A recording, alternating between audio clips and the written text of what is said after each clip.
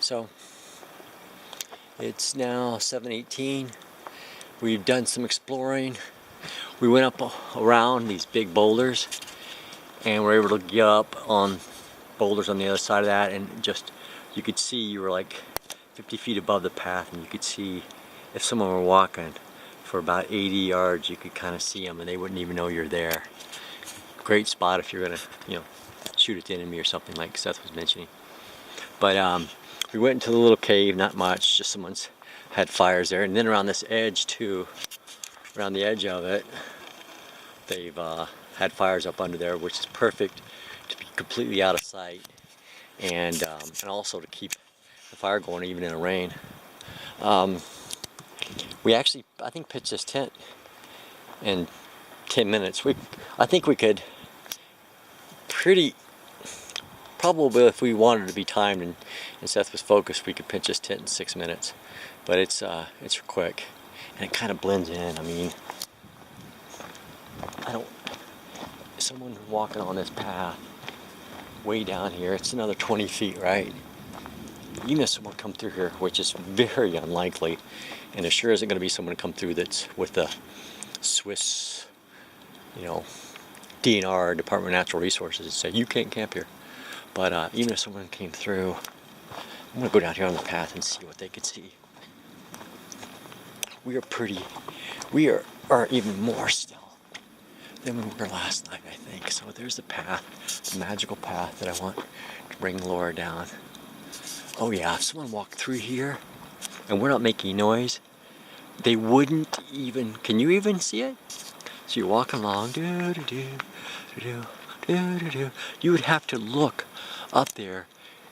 You'd have about a 2-foot span there and a 2-foot span here where you'd have to really look in that exact spot and see green that's slightly different than the rest of the green.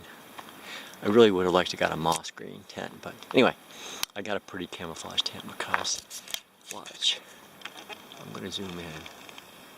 You still can't hardly see it. See the top of the tent, that light green?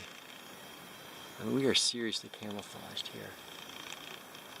And on a Monday night in September, it's 7:20, when it's been raining for the last hour and a half, really cloudy.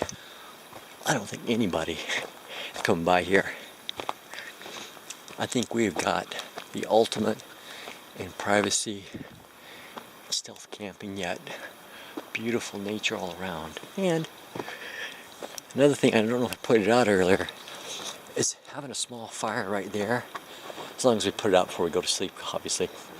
We can't have too big because we've got the tent 6 feet from it.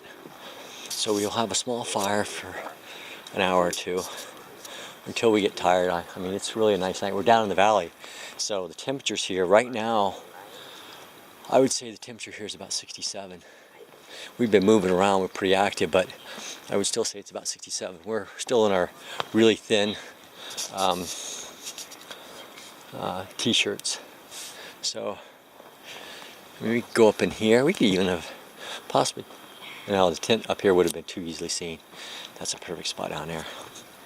So I told Seth, let's wait until closer to dark before we start to fire. But what's great is you got this misty, foggy, rainy stuff all around us, and this rock completely hides the fire. If someone walked by, it would be really hard for them to see this fire if we don't have the flame coming up. The rock's about 3 feet high, so as long as we don't have the flames any higher than a couple feet, I think we can have a nice fire.